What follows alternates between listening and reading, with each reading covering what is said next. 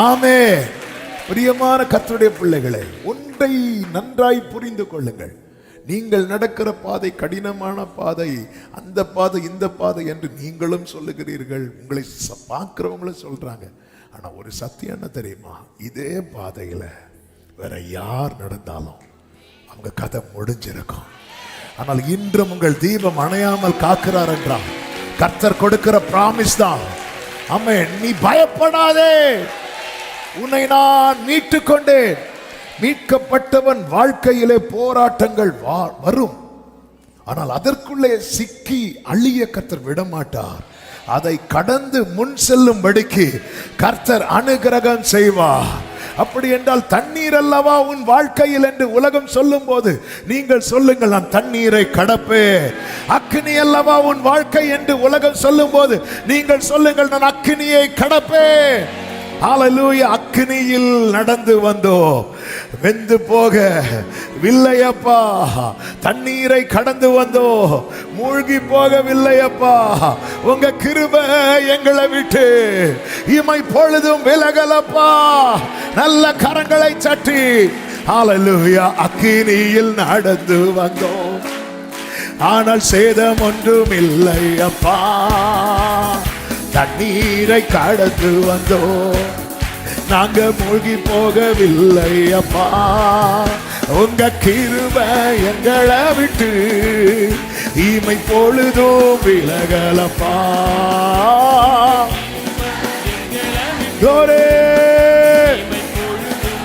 ஒரே சத்தமா எங்கள் தேவன் நீ. glory glory. ஆமென்.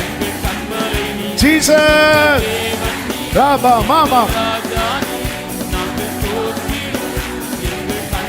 Hallelujah, hallelujah. ஆமென். தாவீது சொல்லுகிறார் 138:7, நான் துன்பத்தின் நடுவில் நடந்தாலும் நீர் என்னை உயிர்ப்பிப்பீர். நான் துன்பத்தின் நடுவில். ஒரு தேவ பிள்ளைக்கு மட்டுமே இருக்கிற நம்பிக்கை, ஒரு தேவ பிள்ளைக்கு. அதனாலதான் ஆமென், மரணமே உன் கூரெங்கே என்று பவுல் சொல்லுகிறார். எங்க அந்த நம்பிக்கை ரிஃப்ளெக்ட் ஆகுது பாருங்க. இந்த மரணத்துக்கு முன்னாக எல்லாருமே சரண்டர் ஆயிருவாங்க. ஆமென். உலகத்துல எத்தனையோ பேர்களை தங்கள் ரோல் மாடலா வைத்து, தங்களுக்கு தெய்வங்களாக வைத்து ஃபாலோ பண்ற எத்தனையோ கோட்டம், எத்தனையோ கோடி ஜனங்கள் உண்டு.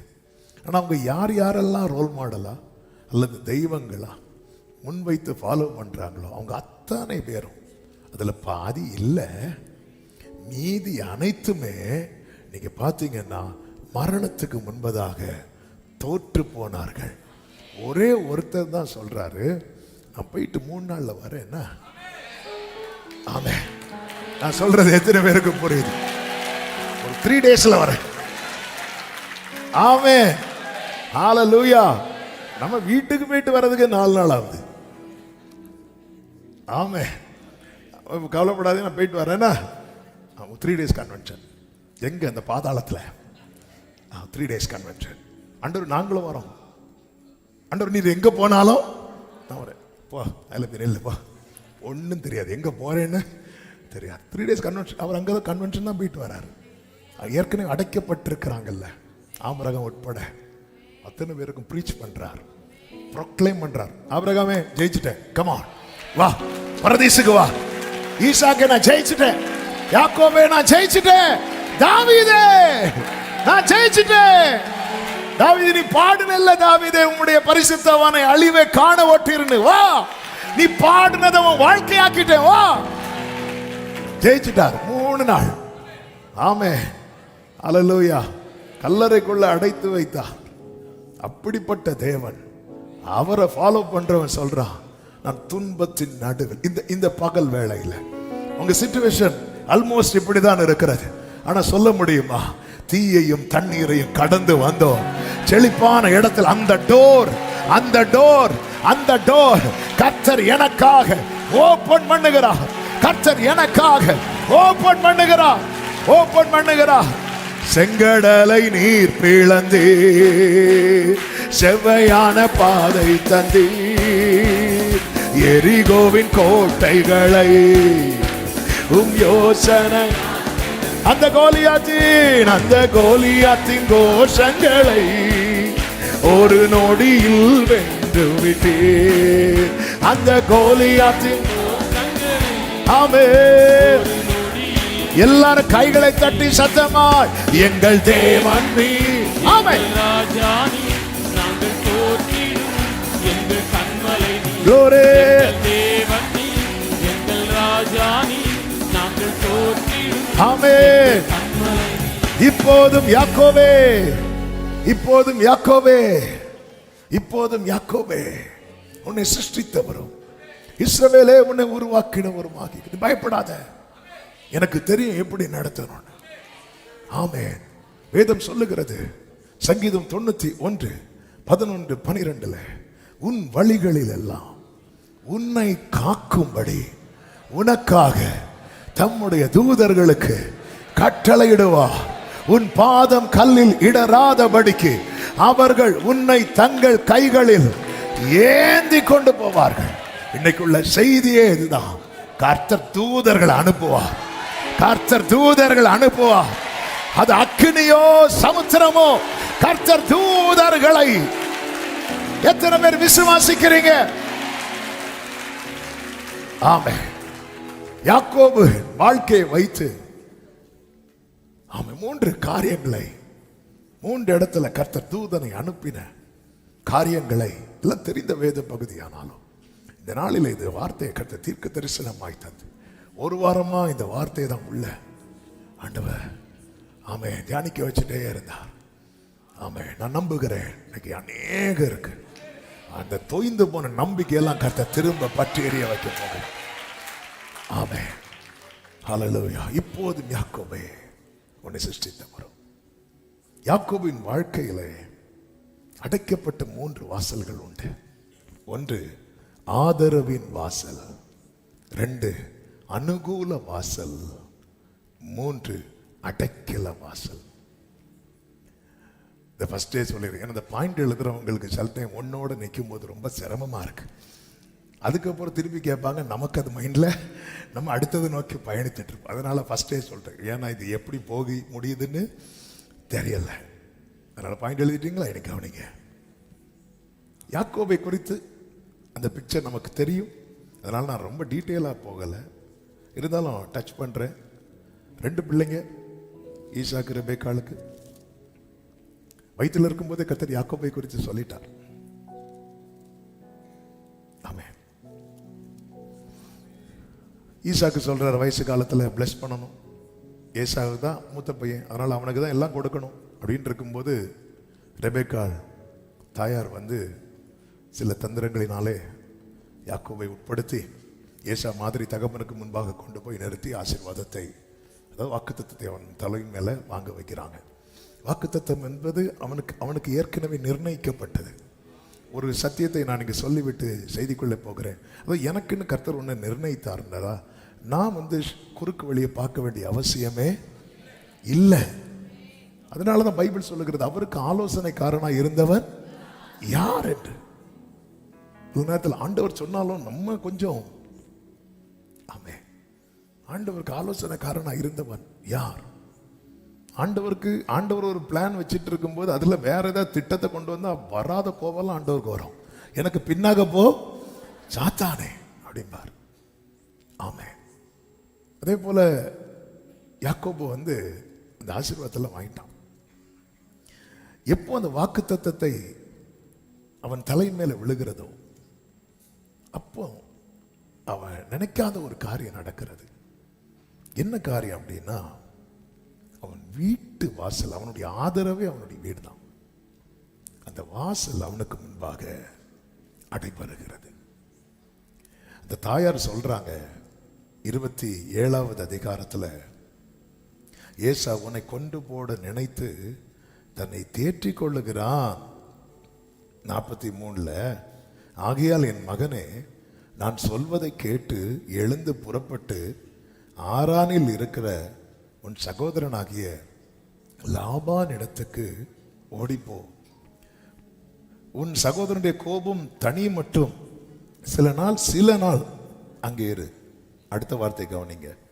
உன் சகோதரன் உண்மையில் வைத்த கோபம் தணிந்து நீ அவனுக்கு செய்ததை அவன் மறந்த பின்பு நான் ஆள் அனுப்பி உன்னை நான் கூப்பிடுவேன். அதன் அர்த்தம் என்ன? நான் கூப்பிடாம நீ வந்துடாத. ஏசாவுக்கு எப்ப வேணாலும் வரலாம் போலாம். யாக்கோபு வீட்டை விட்டு வெளியே போகாத ஆளு. அவனை குறித்து சொல்லப்பட்டதே கூடாரவாசி. யாக்கோப்ட்ட என்ன சொல்லியிருக்கோம்? நீ சில நாள் இருந்துட்டு வா அப்படி சொல்லியிருந்தா கூட ஓகே, சரி, ஒரு மாசம் இருந்துட்டு வரும். இங்க என்ன சொல்றாங்கன்னா, நான் கூப்பிடாம நீ வரக்கூடாது. யாக்கோபுக்கு எப்படிங்க இருக்கும்? அந்த வீட்டை விட்டு புறப்படும் போது அவனுக்குள்ள பெரிய ஒரு கேள்வி. என்ன கேள்வி? இனி என்ன கூப்பிடுவாங்களா? இவங்க என்ன சொல்றாங்க? ஏசாவின் கோபம் தணிந்து நீ அவனுக்கு செய்ததை, இது நடக்க காரியமா? ரட்சிக்கப்பட்ட ஜனமே நம்ம மறப்போமா? அவங்கள நான் கல்யாணத்தை கூப்பிட மாட்டேன். ஏங்க கூப்பிட மாட்டேங்கிறீங்க? அவங்க வீட்டு ஃபங்க்ஷனில் நான் சாப்பிட உட்காந்துருக்கும் போது சாம்பாரில் காய்கறி இல்லாமல் ஊற்றிட்டாங்க. நம்ம பா உனக்கு நான் வச்சிருக்கிறேன்.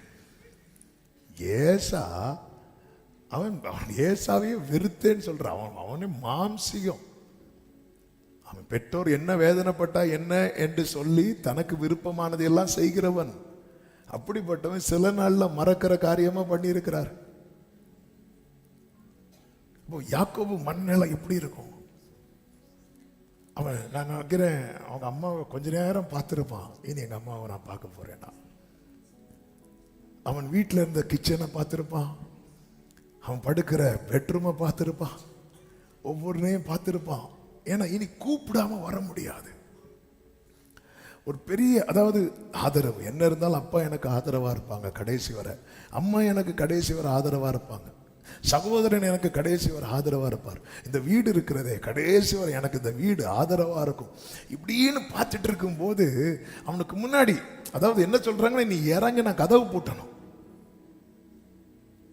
ஆமே, என்ன ஒரு ஒரு வேதனையான. யாக்கோபு புறப்படும் போது இனி கூப்பிடுவாங்களா, என்ன கூப்பிட மாட்டாங்களா தெரியாது. இப்போ யாக்கோபு அந்த வீட்டை விட்டு கால் எடுத்து வெளியே வைக்கும் போது இந்த வீடு க்ளோஸ் ஆகுது. ஒன்ஸ் இப்போ வெளியே வைக்கிறாருன்னா அடுத்து இப்போ உள்ள வைக்க முடியாது. நான் சொல்லி அனுப்புவேன், நான் கூப்பிடாம நீ வர கூடாது. ஆமே, அதாவது வேதனைய உள்ள வச்சுட்டு யாக்கோபு கால் எடுத்து வைக்கிறான். யாக்கோபே, இது ரொம்ப வேதனையா? ஆமா ஆண்டவரே, எனக்கான ஆதரவின் வாசல் அடைக்கப்பட்டது. யாக்கோபே, நீ யார் என்பதை புரிந்து கொள். உங்க அப்பாவுக்கு ஒரு அப்பா உண்டு, ஆபிரகாம். அவருக்கு மேல வாக்குத்தத்தம் வைக்கப்பட்ட போது அவரை எப்படி கூட்டிட்டு வரார் தெரியுமா? உன் இனத்தை விட்டு, உன் தேசத்தை விட்டு. ஒன்றை புரிந்து கொள், நீ நம்பி இருந்த ஆதரவின் வாசல் அடைக்கப்படுதுனாலே நீ வாக்குத்தத்த சந்ததி என்பதை. ஆண்டவரே, ஏசாக்கு இந்த டோர் க்ளோஸ் ஆகல. ஆண்டவரே, யாக்கோபுக்கு தானே க்ளோஸ் ஆகுது. யாக்கோபே, உன்னை எந்த வரிசையில் அவர் பார்க்க விரும்புகிறார் தெரியுமா? அவன் ஏசாவின் வரிசையில் அல்ல, ஆபிரகாமின் வரிசையில், ஈசாக்கின் வரிசையில், யாக்கோபின் வரிசையில். இந்த பகல் வேளையில் என்னை கேட்கிற அன்பு சகோதரா சகோதரி, உன் மேல வாக்குத்தத்தம் விழுந்த பிறகு, வாக்குத்தத்தம் விழுந்த பிறகு, கர்த்தருடைய திட்டம் இன்னது என்பது உன் மேல விழுந்த பிறகு, உன்னுடைய ஆதரவின் வாசல்கள் அடைக்கப்படுமானால் புரிந்து கொள், நீ சாதாரண மனிதன் அல்ல, நீ சாதாரண மனிதன் அல்ல, நீ வாக்குத்தத்த சந்ததி. அறிந்த வாசல் அடைக்கப்பட்ட போது, அறிந்த வாசல் அடைக்கப்பட்ட போது, அறியாத, அவன் அறியாத ஒரு வாசல் திறக்கப்பட்டது. வானம் திறக்கப்பட்டது. அறிந்த வாசல் அடைக்கப்பட்ட போது அறியாத வாசல். ஓ, நான் அறியாத வழியில, அறியாத வழியில அறிந்த வாசல் அடைக்கப்பட்ட போது யாக்கோபு வருகிறான். ஒரு குறிப்பிட்ட இடத்துல வர்றான். வீட்டை விட்டு புறப்பட்டு அம்மாவும் அதே தான் சொல்றாங்க, அப்பாவும் அதே தான் சொல்றாங்க. குடும்பமா தீர்மானம் எடுக்கிறாங்க. எதுக்கு தெரியுமா? ஏசாவை திருப்திப்படுத்த, ஏசாவை சால்வ் பண்றதுக்காக யாக்கோபு தள்ளுறாங்க. யோசேப்பு கண்ட சொப்பனத்து நிமித்தம் யாக்கோபு யோசேப்பை கடிந்து கொண்டது எதுக்காக நினைக்கிறீங்க? சகோதரர்களை திருப்திப்படுத்த, சமாதானப்படுத்த. ஒருத்தங்களை சமாதானப்படுத்த இன்னொருத்தங்க பலிகடா ஆவாங்க தெரியுமா? ஒருத்தங்களை திருப்தியாக்க இன்னொருத்தங்க தள்ளப்படுவாங்க தெரியுமா? ஆமே, ஹல்லேலூயா. உலகம் உங்களை இப்படிதான் தள்ளும். இது உலகம் அல்ல, இது உறவுகள். நான் சொல்லாம நீ வந்துராத, நான் சொல்லாம நீ வந்துராத. நமக்கு தெரியும் கடைசி வரை தாயார் சொல்லவே இல்லை. ஆமே ஆமே. மனுஷன் முழுமையா கொடுக்கிற வார்த்தையே நம்மளால நம்ப முடியாது. இது பார்ஷியலா கொடுக்கறாங்க. ஓகே, பார்க்கலாம். இன்னொரு டைம், இன்னும் 2 மாசம் கழிச்சு, 3 மாசம் கழிச்சு அப்படின்னாலே நம்ம நினைச்சிட வேண்டியதா, அவ்வளவுதான், முடிஞ்சது. இந்த யாக்கோபு கூப்பிடுவாங்களா? திரும்பி திரும்பி பார்த்துட்டு போயிருந்திருப்பான். வெளியே இறங்கும் போது கொஞ்ச தூரம் ஒரு 4 ஸ்டெப் எடுத்து வச்ச உடனேயே பாருங்க, சிலர்லாம் ஏர்போர்ட்ல, ட்ரிவாண்ட்ரம் ஏர்போர்ட்ல ஃபர்ஸ்ட் டைமா விட போவாங்கல்ல, விட்டுட்டு வெளியே உள்ள விட மாட்டாங்க. ஃபாரின்ல எல்லாம் அந்த கவுண்டர் வரைக்கும் உள்ள போகலாம், லக்கேஜ் போடுற கவுண்டர் வரைக்கும் உள்ள போகலாம் நிறைய ஏர்போர்ட்ல. நம்ம ஊர்ல எல்லாம் என்ட்ரன்ஸ்லேயே நிற்க வச்சிருவாங்க. சில ஏர்போர்ட்டில் டிக்கெட் எடுத்து கொஞ்சம் தூரம் உள்ளே போகலாம்.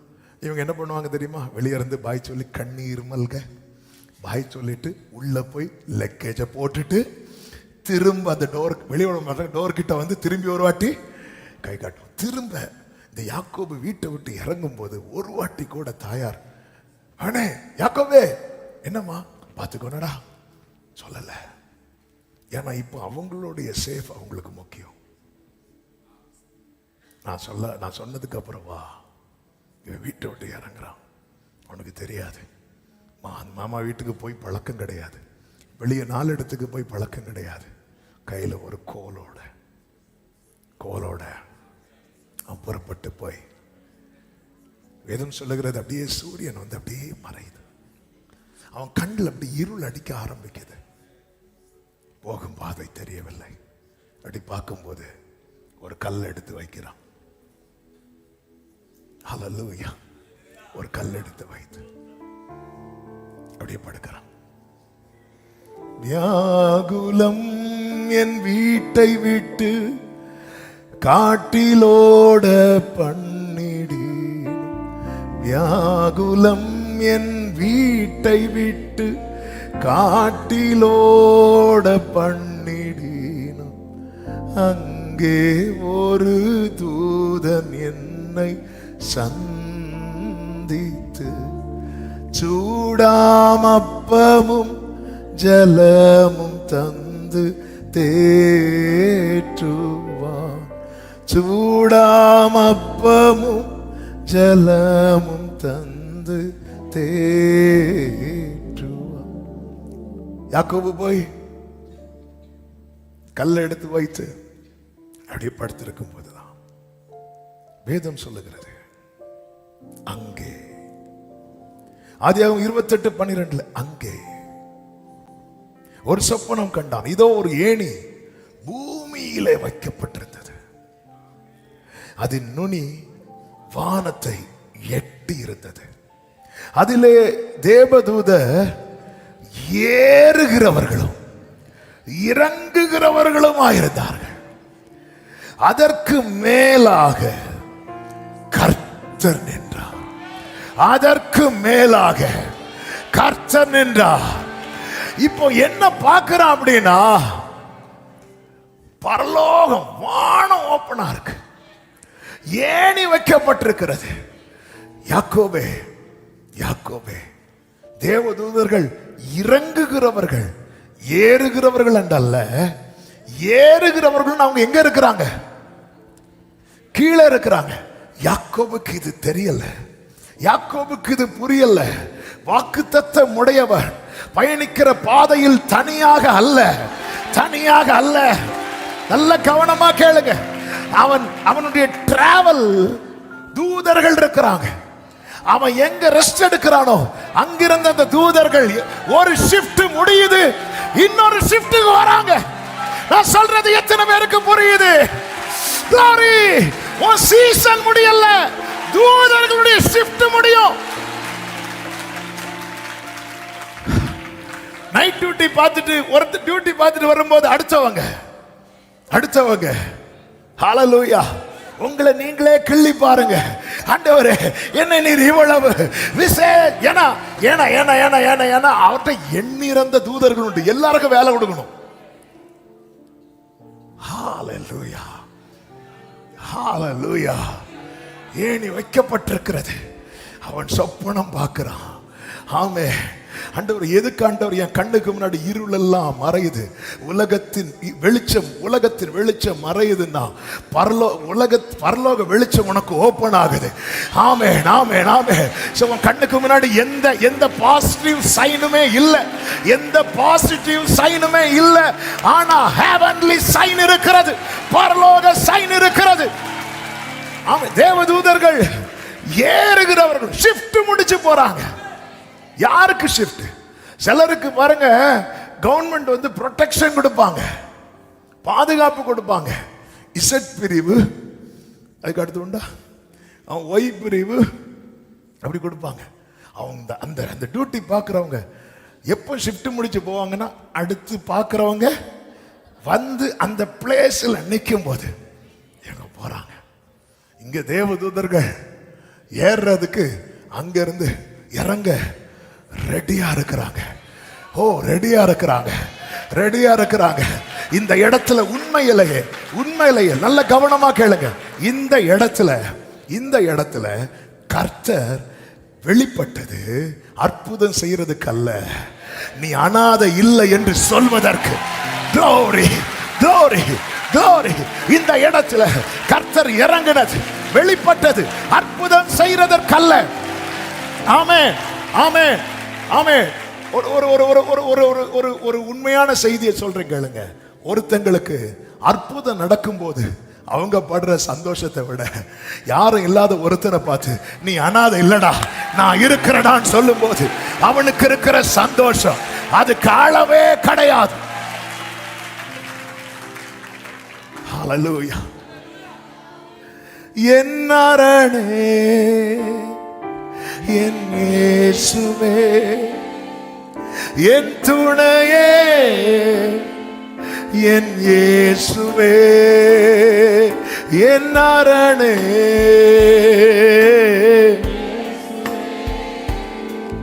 என் துணையே, என் இயேசுவே. ஓ, அனாதையான என்னை அழைத்து சேர்த்த அன்பே, ஆதரவில்லா என்னை ரலமம் ரதனமமா அனாதையான என்னை அணைத்து சேர்த்த ஹalleluya. ஆதரவில்லா ஜீசஸ், கைகளை உயர்த்தி, நீர் இல்லாமல் நான் இல்லை, உம் நினைவில்லாமல் வாழ்வில்லை, நீர் இல்லாமல் நான் இல்லை.